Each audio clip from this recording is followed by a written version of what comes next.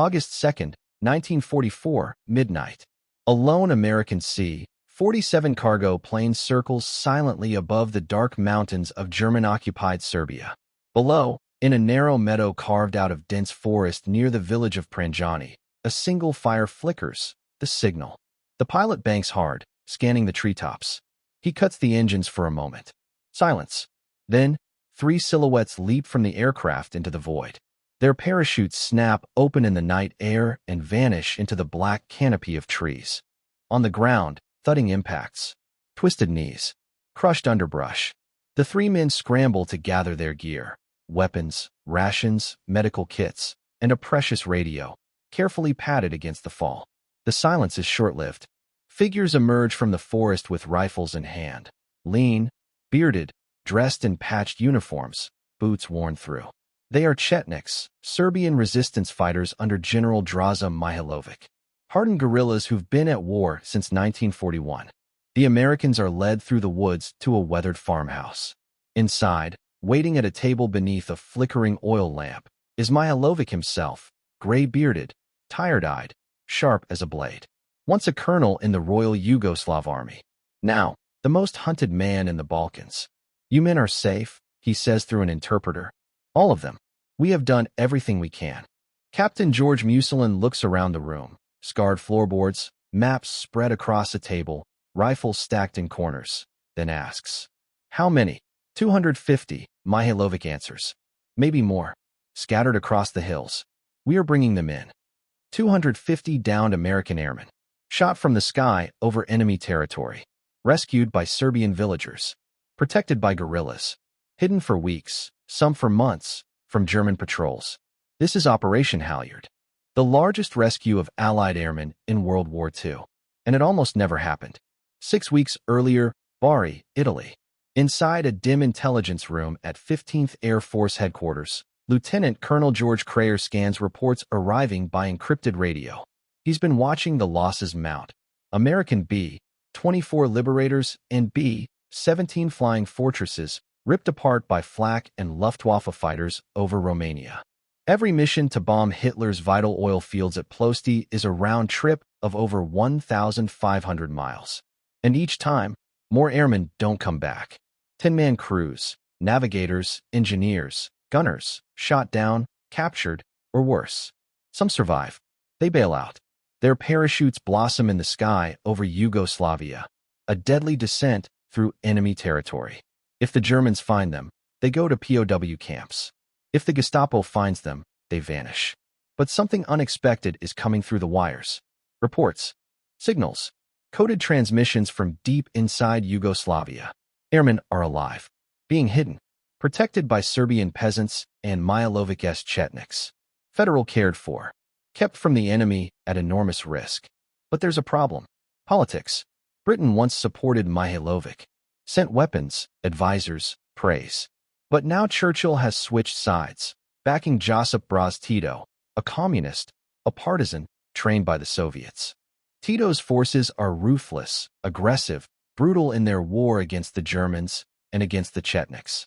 The British like him because he fights hard, because Moscow likes him. But Mihailovic is the one saving American lives. And Washington is about to find out. Summer, 1944. British support for General Mihailovic had collapsed. Churchill had made up his mind. He ordered all liaison missions with the Chetniks withdrawn. Supplies were cut. Recognition revoked. The British were backing Tito now, a communist, a partisan, Moscow's man. Washington followed London's lead. President Roosevelt trusted Churchill's judgment on Balkan affairs. By May 1944, all American officers were pulled out of Mihailovic's territory. No more airdrops.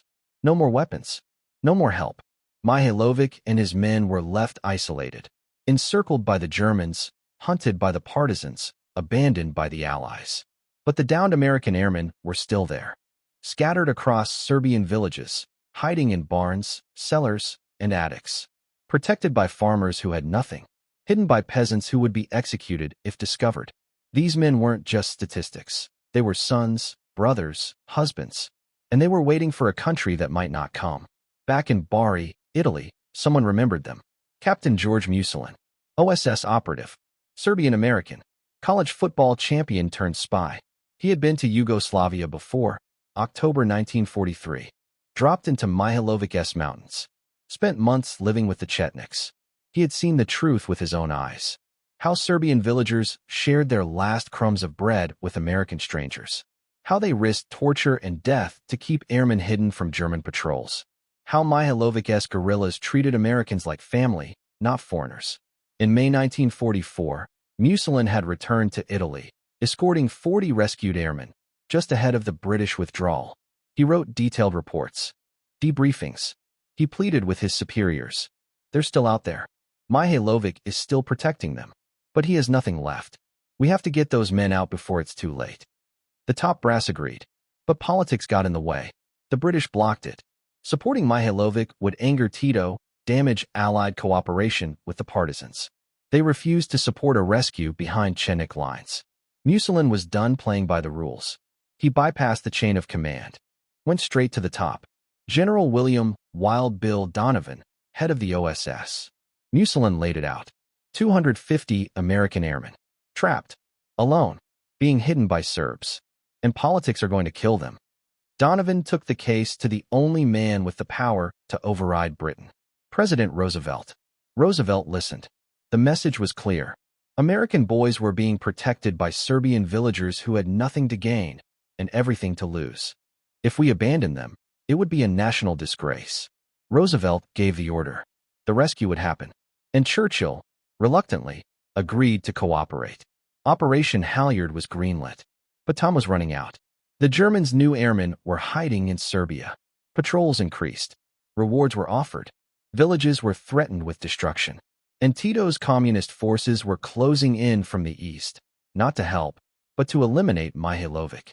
Yugoslavia's civil war was heating up, and the American airmen were caught in the middle. If Tito's partisans reached Pranjani first, the rescued airmen might become prisoners or pawns. Musolin assembled his team. Master Sergeant Michael Radicic, Serbian-American, radio operator, Morse code master. Calm under pressure. Specialist Arthur Jibilian, 21 years old, Lebanese-American, Ohio native. Young, smart, fast. Didn't speak Serbian, but he didn't need to. His job was radio contact, keeping the lifeline open to Bari across 300 miles of enemy sky. The mission was simple and suicidal. Parachute into occupied Serbia. Find Mihailovic. Locate and organize 250 scattered American airmen. Build a makeshift airstrip. Coordinate nighttime evacuation flights. Avoid German patrols. Avoid Tito's partisans. Keep everyone alive. Attempt 1, July 15th, aircraft failure. Mission aborted. Attempt 2, July 20th, thick clouds. Zero visibility. Abort. Attempt 3, July 28th, navigation error. Couldn't find the signal fire. Abort again. Musolin was livid. Every delay increased the risk. Every day gave the enemy time to close the noose. The morale of the men in the hills was cracking. Fear was turning to despair. Attempt 4, August 2nd, 1944. Clear skies. Dead-on navigation. Over the mountains of Serbia, a lone fire flickered in the night. Go. At midnight, Musolin, Radicic, and Jibilian jumped into darkness. Parachutes bloomed in the moonlight. They landed hard in rugged terrain, scrambled to gather gear. Within minutes, Chetniks emerged from the treeline, rifles ready. The Americans were back. They made contact with Mihailovic's men and reached headquarters by dawn. The real rescue was about to begin. August 1944. Pranjani, Serbia. By day, it looked like a quiet pasture. Cows grazing. Children playing. Sheep wandering through tall grass. Just a peaceful field in the hills. But at night, it transformed. Lanterns glowed behind blankets. Voices murmured low. Picks struck rock. Axes thudded into roots. Buckets clanked. The villagers were building a runway, by hand. 600 yards long. 40 yards wide. Carved from wilderness. Cleared with axes, shovels, bare hands. No machinery. No blueprints. No surveying tools. Just determination. Captain Nikola Verkic oversaw it all. A former Royal Yugoslav Army engineer, now a Chetnik officer. He paced the strip, measured distances by stride, gauged elevation by instinct. Every inch mattered. The strip had to be flat enough for a landing. strong enough to hold 15-ton aircraft, long enough for a takeoff, loaded with passengers. There could be no mistakes, and no one could know. 20 miles away, the Germans were hunting. Wehrmacht patrols combed the forests daily.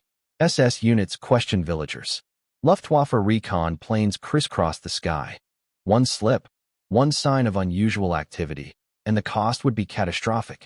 Villages burned. Men shot. Women and children deported. No trial. No mercy. So the Serbs worked at night. Lanterns were shielded with metal. Voices kept low. Tools were muffled. By day, they covered their work with livestock, turned the airstrip into a moving camouflage of sheep and oxen. To German aircraft, it looked like farmland. Innocent. Ordinary. But nothing about this was ordinary. George Muselin watched the progress from the tree line. Boots in the mud, hand on his pistol, eyes always scanning the horizon. The Serbs were doing the impossible, but the window was closing. The runway's almost ready, he wrote in his journal. But weather's turning. Radios keep failing. And every day, more airmen arrive. Over 250 now, scattered in the hills, hidden in barns, sheltered by people who didn't know them anything except compassion. They were pilots, gunners, navigators, bombardiers. First Lieutenant Richard Fellman, B-24 bombardier, shot down in April. Injured during bailout. Found by a shepherd. Hidden in a barn for 2 months. He had been fed by a family that couldn't feed themselves. Second Lieutenant Nick Petrovich, B-17 tail gunner, Serbian-American from Chicago. Spoke fluent Serbian. He became a bridge between the airmen and their rescuers, translating jokes, fears, instructions, prayers. Staff Sergeant Tony Orsini, radio operator. Brooklyn. Thick accent. Quick with a grin. He'd parachuted out of a burning Liberator near Uzis. A village doctor treated his leg wound with homemade bandages and boiled herbs. Their stories echoed one another. A sky full of flak. Engines hit. Wings ablaze. Bailing out over mountains. Opening parachutes through smoke. Hitting the ground, not knowing what country they were in, or if anyone would find them first. Some were hidden in attics. Others in root cellars. Some disguised as farmhands or monks. They had no maps. No weapons. No hope. Until a stranger risked their life to whisper, "We'll help you. Stay quiet. Stay hidden." Some of the men hadn't spoken English in weeks. Others hadn't tasted meat. A few still had shrapnel in their bodies. But all of them believed one thing. America would come for them. And now, America was trying. But coordination with Italy was chaos. Radios failed often. The mountains interfered. Weather was unpredictable. Adriatic storms could ground planes for days. Luftwaffe flights made daylight operations impossible. Evacuation would have to happen at night, fast, and without error. The Pranjani Strip was their only hope. It was almost ready. Packed down by oxen. Smoothed by hand. Camouflaged by day. Lit by hidden lamps at night. But as Muselin looked up at the moonlit clouds, he knew what was coming. The Germans were circling closer. The weather was shifting. And 250 American lives were depending on a piece of dirt carved from the earth by people who'd never seen an airplane up close. The world's largest air rescue was days away. And if it failed, there would be no second chance. In the hills of Serbia, under German occupation, it was kindness that defied terror. They came from the forests, the villagers. Old men with weathered hands. Women with scarves over their hair. Children barefoot on rocky soil. They brought bread, cornmeal, goat cheese. Water in wooden buckets. Blankets. Hope. They came not because they were asked, but because it was right. They had nothing, and gave everything. One American airman, shot down near Tovo, landed hard in a cornfield. A Serbian farmer found him tangled in his parachute, bleeding. The farmer didn't speak English, but he whispered, "Safe. Come." He took the airman to his home, fed him soup made from roots and potatoes. His wife gave the American her husband's only pair of clean clothes. Their daughter, no older than 10, brought water and bread each morning. The airman hid in a cellar beneath the kitchen floor for weeks. If the Germans searched the home, the family would be shot on sight. And they hid him anyway. Another airman crash-landed in the mountains, badly burned. Local Chechik fighters carried him across 20 miles of steep terrain, through forests, ravines, rivers, on a makeshift stretcher. They reached a village clinic. No power. No medicine. Just a Serbian doctor with trembling hands and a heart full of courage. He treated the burns with boiled herbs and plum brandy, tore linen sheets into bandages, said a prayer as he worked. There was no anesthesia, no morphine, just grit and faith. This was Serbia, 1944, a country under the iron boot of the Third Reich, where hiding an Allied airman meant death for your family. And still, thousands of Serbs did it anyway. Captain George Muselin felt the weight of it. He saw the worn faces, the starving children, the wounded Americans who should have been home by now. Every new airman rescued was a miracle and a new risk. The count had grown. More than 250 airmen scattered across mountain villages, hidden in barns, fed by strangers, protected by fighters. If the Germans discovered them before the evacuation began, it would be a massacre. Not just Americans. Over 500 people would die. Villagers, resistance fighters, doctors, priests, children. Muselin knew the clock was running out. He radioed Bari, 15th Air Force HQ. Strip complete. 250 plus awaiting evac. Immediate extraction required. Advise. Back in Italy, Captain George Crayer, former commercial pilot, now commander in the OSS Air Division, received the message. He gathered with planners at 15th Air Force, ran calculations, reviewed terrain maps, weather charts, escape routes. The plan was simple. The risk was staggering. Use C-47 Skitrans, the workhorses of Allied transport. 2 engines. Unarmored. Slow. Vulnerable. But reliable. Each could carry 25 men. On a good day, from a good runway. 600 yards minimum for takeoff. Pranjani was not a good runway. It was dirt. Uneven. Carved by hand. Flanked by forests. Boxed in by hills. One wrong move, and the aircraft would plow into trees or stall over a ravine. Landing would be dangerous. Takeoff, nearly suicidal, especially with passengers aboard. But there were no alternatives. The Americans couldn't walk out. Too far. Too many injured. German patrols on every trail. And Tito's partisans were closing in. If the communists reached Pranjani first, the airmen would become leverage in Yugoslavia's brutal civil war. It was now or never. Evacuation was scheduled for August 9, 1944. A night operation. Total darkness. For C-47s. Flying low over German territory. No escorts. No second chances. The mission was named Operation Halyard. Over the next 72 hours, final preparations were made. The Americans gathered what little they had. ID tags, letters, photographs. Villagers packed food, hugged them like sons. Fighters loaded rifles, just in case the Germans arrived first. Muselin walked the runway one last time. Felt the dirt under his boots. Looked at the moon above the pines. God, he whispered. Let the planes come. The plan was simple. Fly in. Land. Load 255 Allied airmen. Take off from a dirt strip carved by peasants in a German-occupied country. Get them home. The execution? Insanely dangerous. August 8, 1944, the day before extraction. Trouble arrived on wings. Luftwaffe reconnaissance planes circled the hills near Pranjani. German spotters flying low, taking photographs, watching the forests. They saw something, or suspected something. A dirt strip. Signs of leveling. Displaced earth. They couldn't confirm it yet, but they were looking. If they returned the next day with infantry or bombers, it would all be over. 255 airmen, dozens of villagers, every member of the OSS team, dead. The plan had hours to live. General Mihailovic made the call. He ordered villagers to drive livestock onto the runway. Cows, goats, sheep, herders with sticks, children pretending to chase them. It had to look normal, convincingly mundane. At noon, the Germans flew over again. From the sky, it looked like a grazing field. Just peasants tending animals.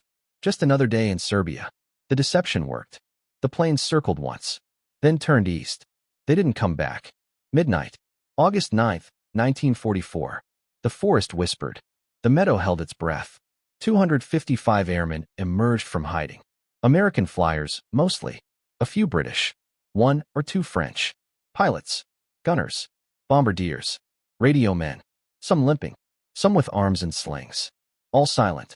All staring at the sky. They had no bags. No souvenirs. Only their lives. Only what they had left. Villagers gathered quietly in the shadows. Women wept. Fathers hugged airmen like sons. Children gave them drawings, bread, trinkets. An elderly woman wrapped a piece of still warm bread in a kerchief, handed it to a young pilot. He shook his head. She pushed it into his chest. "Take," she said. "You will need." He did. A young Serbian girl, no older than 12, gave her scarf to a bombardier. Faded red cotton, mended with care. "Remember us," she said in halting English. "I will," he replied. There was no music, no applause, only the sound of wind in the trees, and hearts breaking in silence. 0130 hours. Engines. Far away. Growing louder. Closer. C-47 Skitrans. 4 of them. Coming in low over the mountains. No lights. No escort. Navigation by starlight and whispers. Arthur Jabilian stood near the edge of the airstrip, fingers tapping Morse code, his signal beacon guiding them in. Villagers lit signal fires, small, faint, just enough. One on each end of the runway. Twin beacons in a sea of black. First plane came in fast. Pilots spotted the fire, dropped altitude, leveled, cleared the trees by 20 feet. Wheels slammed into dirt. Bounce. Jolt. Roar. The aircraft skidded. Slowed. Stopped. Spun around. Engines still running. Second C-47. Same approach. Rougher landing. Harder bounce. Stopped. Ready. Third plane. Fourth. One by one, like ghosts touching Earth. For planes. For landings. All successful. No crashes. No German gunfire. No one dead. Yet. Muslin exhaled. Begin loading. The rescue had begun. Engines idling. Doors open. Dirt vibrating. The C-47 crews leapt from the aircraft, yelling over the roar of engines. Load up. Move. Let's go. The airmen ran. 255 men, some limping, some carrying others. No roll call. No ceremony. Just urgency. They climbed into the cargo holds, 25 per plane.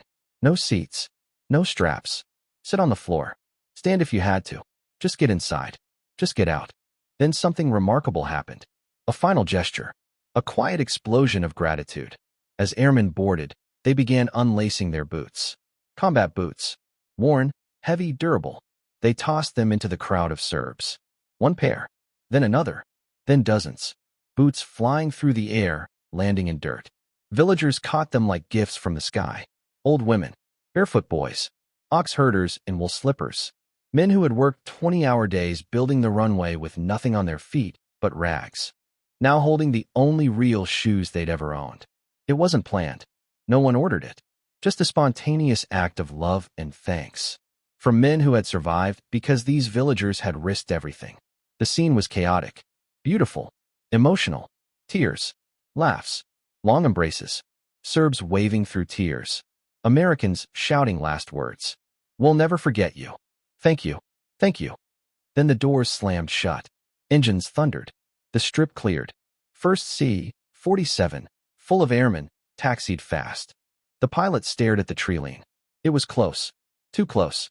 He hit full throttle. The plane bounced on rough dirt. Faster. Faster. He yanked the yoke. The nose lifted. The plane rose, barely. Tree branches scraped the fuselage. But she was airborne. Climbing. Westbound. Italy. Home. Second plane. Third. Fourth. One by one they took off. Every plane. Every man. Made it. That was night 1. 100 rescued. August 10th, 1944, dawn. No more darkness. No more hiding. This time, it would happen in broad daylight. Risky, but faster. 12 more C-47s roared toward Pranjani. Sun blazing. Dust rising from the meadow airstrip. This time, they didn't come alone. 50 American P-51 Mustangs screamed overhead, low, fast, angry. 8th Air Force. Their job, cause chaos. They peeled off in pairs, strafing German outposts, creating diversions, drawing fire. While the transports dropped in, one after another. 12 landings. 12 perfect touchdowns. No crashes. No German bombs. No Luftwaffe fighters. Just precision, discipline, and speed. The loading began again. Airmen ran. Villagers cried. Boots flew. The air was filled with dust and emotion. Some men shouted out names, last farewells to families who had hidden them, fed them, saved them. A bombardier knelt and kissed the hand of a woman who had given him her only blanket. A pilot wept, not because he was afraid, because he was leaving people who had become family. In less than an hour, the operation was complete. 255 airmen evacuated from German-occupied Serbia, without a single casualty, without a single man left behind. The largest Allied air rescue of World War II, executed in secret, facilitated by civilians, made possible by courage. They flew away with their lives, but they left behind something just as real.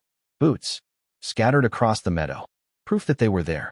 More tears, more boots, more lives saved. By August 11th, 241 airmen had been flown out. In just 48 hours, the impossible had become routine. But the work wasn't over. Not even close. Over 450 Americans remained, still scattered across Serbian hills, still hidden in barns, cellars, forest shelters. Still alive, because villagers refused to let them die. The C-47s kept coming. August 12th, for more flights. August 15th, 6. August 18th, 3. Every few days. New signal fires. New airstrips cleared by hand. New miracles. Every plane brought more joy, more farewells, more American boots tossed into Serbian soil. But the pressure was building. The Germans knew something was happening. Luftwaffe reconnaissance circled closer. Radio intercepts hinted at coordinated activity. Patrols increased. Searches intensified. Something was coming. And Tito's partisans were advancing too, eastward, closer to Milovic-S Setnik territory. Closing in. Not allies. Not friends. Rivals. Enemies. The clock was ticking. The window was narrowing. Rescue had become a race against war itself. August 27th, 1944, a promise in silence. First Lieutenant Richard Fellman, B-24 Bombardier, stood at the edge of the Meadow airstrip. It was time. He turned to face the Serbian family who had saved him. The farmer who carried him to safety after the crash. The wife who fed him. The daughter who brought him water in secret, every day, for 4 months. He tried to speak. Tried to say something more than thank you. But what words exist for that kind of gratitude? The farmer grasped his hand firmly. Go home. Live. Be happy. That is thanks enough. Fellman nodded. Climbed aboard the waiting C-47. Looked back one last time. From the window, he saw the figures. Waving, small now against the mountain horizon. The meadow growing smaller. The treetops rising. Serbia vanishing beneath the clouds. He never forgot. None of them did. By September 5th, 1944, victory in silence. Over 400 American airmen had been rescued from Pranjani. Safely evacuated through a dirt airstrip hacked by hand. Through airspace patrolled by the Luftwaffe. Under the noses of German divisions. No losses. Not a single man left behind. But more still waited. The mission expanded. New airstrips were cleared in deeper Setnik territory. Kosovo, Baljanik, and others, known only to locals and legends. Hidden valleys. Primitive tools. Quiet courage. Every new strip meant more men saved. More Serbs helping strangers. More moments of unspeakable humanity amid the cruelty of war. August 29th, 1944. A new leader, same mission. Captain George Muselin, the man who made it all happen, was extracted on August 29th. His replacement, Captain Nick Lalick, another OSS officer, Serbian-American, quiet, focused, relentless. Under his command, the mission continued. The skies stayed dark with C-47s. The mountains echoed with propellers and prayers. The villagers kept digging, hauling, building, and the Americans kept going home. The legacy of Halyard. It never made the front page. It wasn't shouted in headlines. No parades. No medals for the villagers. No monuments for the meadows. Just boots in the dirt. Letters home. And lives reclaimed from the fire. Operation Halyard became the largest Allied air rescue of World War II. It succeeded without a single casualty. No plane lost. No man captured. No Serb betrayed his guests. It succeeded because Serbian peasants risked everything for strangers. OSS officers defied orders to do what was right. Pilots flew into valleys that didn't forgive mistakes. And a war-torn people believed in something bigger than politics or fear. The rescue was a whisper in the grand roar of war. But for the 500 men who lived, it was everything. Americans wouldn't abandon their men. Serbs wouldn't abandon their honor. And because of both, 512 Allied airmen lived to see home again. December 27, 1944. The last C-47 lifted off from the makeshift strip at Baljanik, engines roaring in the snow-choked Balkan sky. 20 men aboard. The final passengers of a rescue mission that defied logic, defied politics, and defied death. Operation Halyard was over. The final count: 512 airmen rescued. 432 Americans. 80 Allied airmen, British, French, Italian, Russian. 0 aircraft lost to enemy fire. 0 rescue personnel killed during evacuation. The largest rescue of downed Allied airmen in all of World War II. And not a single life lost in the execution. It was a miracle of precision, of courage, of quiet heroism under impossible pressure. The man behind the curtain. His name was George Vujnovic, Serbian-American OSS officer, born in Pittsburgh to immigrant parents. Educated in Belgrade, fluent in the language, steeped in the culture. When Germany invaded Yugoslavia in 1941, he and his wife Mirjana fled the chaos. From Budapest to Istanbul, to Cairo, eventually settling in Ghana. There, he was recruited by OSS. By 1944, he was in Bari, Italy, assigned to Yugoslav operations. It was Vujnovic who heard the reports. Hundreds of downed Americans hidden in Serbia. It was Vujnovic who believed the stories, who trusted Mihailovic's men, who proposed a plan so bold it should have been rejected. He named it Operation Halyard. He trained the agents, George Musilin, Michael Rajicic, Arthur Jabilian, teaching them everything. How to speak like locals, how to walk like locals, even how to tie shoes the Serbian way. Because in occupied Serbia, the smallest mistake could get you killed. The debt. Richard Fellman, the bombardier who spent 4 months hiding in a barn in a Serbian village, never forgot. Back in America, he wrote letters. He testified before Congress. He stood before microphones, classrooms, church basements, anywhere someone would listen. He told of the old farmer who fed him, the wife who dressed his wounds, the daughter who risked her life every day. He told the truth. These people saved our lives, and history forgot them. The betrayal. But while the airmen came home as heroes, the man who helped save them was branded a traitor. General Draza Mihailovic, leader of the Chetnik resistance, the man who fought Nazis and rescued Americans, was abandoned by the Allies when post-war politics shifted. Tito's communists took power in Yugoslavia. Mihailovic was captured, tried in a kangaroo court, and executed in 1946. The U.S. government said nothing, because by then, the Cold War had begun. Tito was our man in the Balkans, and the man who saved 500 Americans was left to die. The men who remembered. But the airmen never forgot. They formed associations, held reunions, raised money to send aid back to the villages that saved them. They told their children, their grandchildren. They lobbied for justice, not for themselves, but for the Serbs who took them in, at gunpoint, in silence.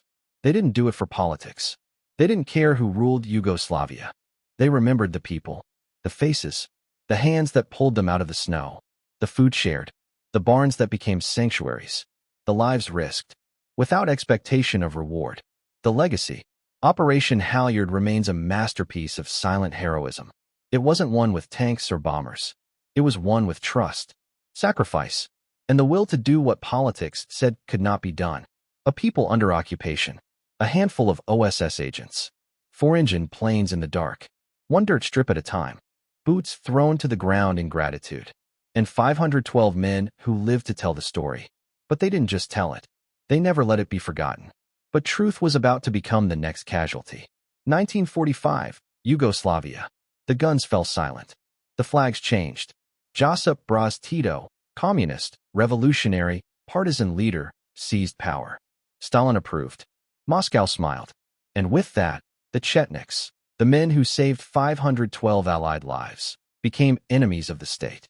General Draza Mihailovic, once a Royal Army officer, once a symbol of anti-Nazi resistance, was now branded a traitor, a fascist, a collaborator. Lies, all of it, but repeated often enough, and no one asked questions. The man who led the rescue of downed Allied airmen in occupied Serbia, who kept them hidden, fed, protected, was now a political liability in the post-war world. Truth was inconvenient, and inconvenient men are buried quickly. March 1946. Draza Mihailovic was captured by Tito's secret police, beaten, interrogated, paraded before a show trial in Belgrade, charged with war crimes, treason, collaboration with the Nazis. None of it was true, but truth didn't matter. The sentence was decided before he ever stepped into court. Guilty, because Tito wanted him dead, because Stalin wanted him dead, because the West had moved on. The airmen fought back. When the news broke, the men who had been saved didn't stay silent. They wrote to President Truman. They testified before Congress. They begged the State Department to intervene. This man saved our lives. He risked everything for us. If not for him, we'd be dead. 512 of them. Americans, British, French. All living proof that Mihailovic had fought against the Nazis, not with them. But Washington did nothing. London did nothing. Because Yugoslavia was now a strategic prize in the emerging Cold War. And Draza Mihailovic was yesterday's problem. July 15, 1946.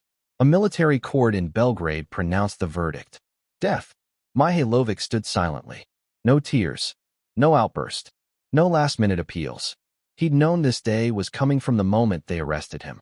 His final request? Tell the world what my people did. Remember the villagers who saved your airmen. Don't let them be forgotten. July 17, 1946. At dawn, Draza Mihailovic was executed by firing squad. Age 53. No ceremony. No press. No marker. His body was dumped in an unmarked grave. Location, classified. Records, destroyed. As if he had never existed at all. But he did exist. And the men he saved never forgot. For decades, they lobbied for his memory. They wrote books. Held reunions. Filed petitions. They named their children after him. They told their grandchildren the truth. That in a war full of cruelty, one man stood tall. That Serbian villagers saved American lives. And that their general paid for that heroism with his own. Recognition at last.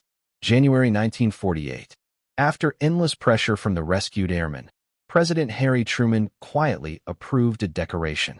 The Legion of Merit, Chief Commander degree. The highest military honor the U.S. can bestow on a foreign citizen. The citation read, for organizing and leading resistance forces in Yugoslavia, and for saving the lives of hundreds of American airmen shot down by the enemy. But the medal was posthumous. No ceremony. No publicity. No one in Belgrade would hear about it. Mihailovic was already dead, executed by the very regime the Allies now accepted as legitimate. The legacy.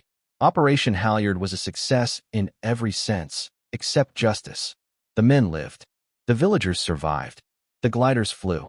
The airstrips vanished into the forest. The stories faded. The general was buried in silence. But the airmen didn't forget. Not ever. And neither should we. America honored a hero. But they did it in secret. 1948, the war was over. The Cold War had begun. The White House quietly issued a military decoration. The Legion of Merit, Chief Commander degree. The highest award America can give a foreigner. It was for General Draza Mihailovic, the man who rescued 512 Allied airmen. The citation praised his exceptional courage and loyalty to Allied personnel. But there was no ceremony. No photographs. No press release. The award was classified. Why? Because the world had changed. Yugoslavia was communist now. Tito was in power. Washington didn't want to provoke Moscow. So they honored a hero in silence. Gave him a medal no one could see. Recognition no one could acknowledge. Justice deferred by diplomacy. For 2 decades, the medal sat in a vault. No one spoke of it. Not until 1967. That year, under pressure from surviving airmen, the United States finally made the award public. 21 years after Draza Mihailovic was executed by firing squad. 21 years after the show trial that erased him from history. At the ceremony, elderly airmen gathered. Men who had once hidden in barns and cellars. Who had been fed by villagers with no food to spare. Who owed their lives to a man the world called a traitor. They stood in silence as the citation was read aloud. Some wept. It was the only trial Mihailovic ever won. But Serbia never got its medal. The villages of Pranjani, Baljanic, Kosovo, the places where miracles happened, received nothing. No reparations. No recognition. No official thanks. Just memories. And the knowledge that they had done the right thing. even when it cost them everything. History, rewritten. 2015, Belgrade. A Serbian court overturned Draza Mihailovic's conviction. The 1946 trial, the judge said, was a political proceeding. Unfair. A show trial. The verdict, predetermined. The court didn't rule on whether he was a criminal. It didn't have to. The world already knew. He was not a criminal. He was a hero. And he had been murdered for saving American lives. Today, monuments stand in Serbia. In Pranjani, where the first gliders landed. In Baljanik, where villagers risked everything. In Kosovo, where the final airstrips were built by hand. Stone memorials. Brass plaques. Echoes of a forgotten rescue. American veterans still return. Elderly now. Some in wheelchairs. Some with oxygen tanks. But they come. They stand in the fields where they were saved. They hug the grandchildren of the families who fed them. They cry together. Remember together. 75 years later. Still loyal. Still grateful. Still brothers. The men who never forgot. George Muselin, the football player turned OSS officer. The man who jumped into Serbia under moonlight. Who organized the mission, led the extractions, fought for the truth. Died in 1987. Buried with honors. His legacy, 512 Allied lives saved. The impossible rescue he made possible. Arthur Jibilian, the youngest member of the mission. The 21-year-old radio man who guided the planes in from Italy. Who kept the signal fires burning. Returned to Ohio. Lived a quiet life. Worked as a technician. But he never stopped telling the story. He spoke at schools, veterans' halls, museums, wherever people would listen. He testified before Congress. Petitioned for a posthumous Medal of Honor for Mihailovic. Kept Operation Halyard alive when no one else would. He died in 2010. His final request, don't let them be forgotten. 512 lives. 1 rescue. 0 regrets. Operation Halyard was never just about aircraft. Or gliders. Or airstrips. It was about honor. Loyalty. The sacred promise that no one would be left behind. It was about farmers who shared their last piece of bread. Children who stood watch. Resistance fighters who held the line, even when abandoned. And it was about airmen who came home and never forgot who brought them back. Go home, the Serbian farmer told Richard Fellman. In the summer of 1944, hundreds of American airmen were shot down over Nazi-occupied Yugoslavia during bombing raids on Hitler's oil refineries. Surrounded by German patrols and hunted by the Gestapo, they were expected to be captured or killed. But then something extraordinary happened. Serbian villagers, poor, starving, under brutal occupation, risked everything. They hid the airmen in barns and cellars. They fed them with bread they didn't have. Chetnik resistance fighters protected them, moved them through the mountains, and began carving airstrips by hand.